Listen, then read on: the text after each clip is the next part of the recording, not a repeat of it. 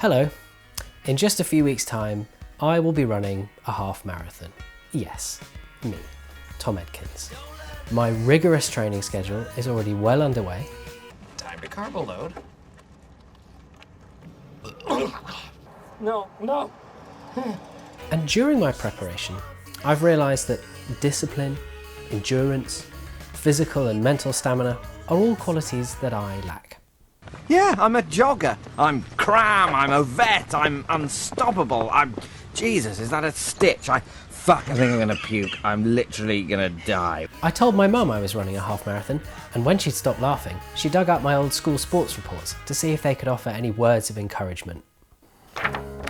Tom would be a regular in a higher team if only he could work on his pace and fitness. Tom usually runs out of puff in the second half. Tom's swimming technique is lacking, but luckily he's one of the most naturally buoyant children I've ever encountered. Tom has the passing range of Paul Scholes, but the fitness of Paul Potts. An inefficient body position when doing front crawl. What does that even mean? Tom is prepared to risk adopting a Caribbean accent to bring Shakespeare to life. Oh, sorry, that must be English. If only his stamina matched his incessant chat. I recently had to send Tom home from football because he wouldn't stop performing the funky chicken during a training exercise. Religious studies lessons are not, as Tom has recently stated, the ideal platform for trying new comedy material. Tom can now say, "I do the hoovering" in Spanish, even if he has never deigned to perform such a task in real life.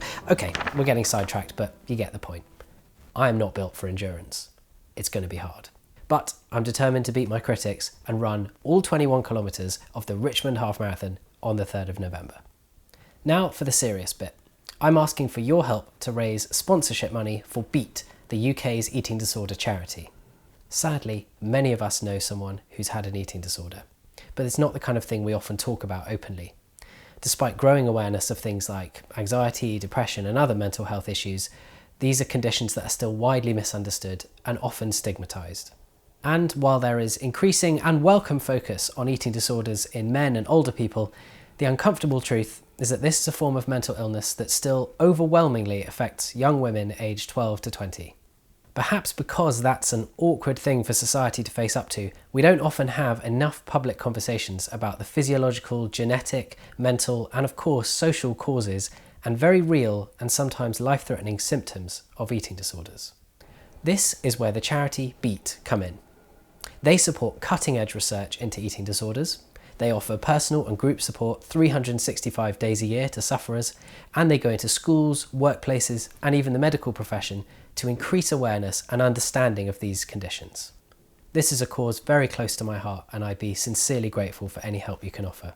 Every pound matters. And whether you donate or not, keep an eye out for friends and family who have difficult relationships with food. We may not always understand these complex conditions, but letting those people know you're there for them, you support them, and you value them can make all the difference on a tough day. Thank you.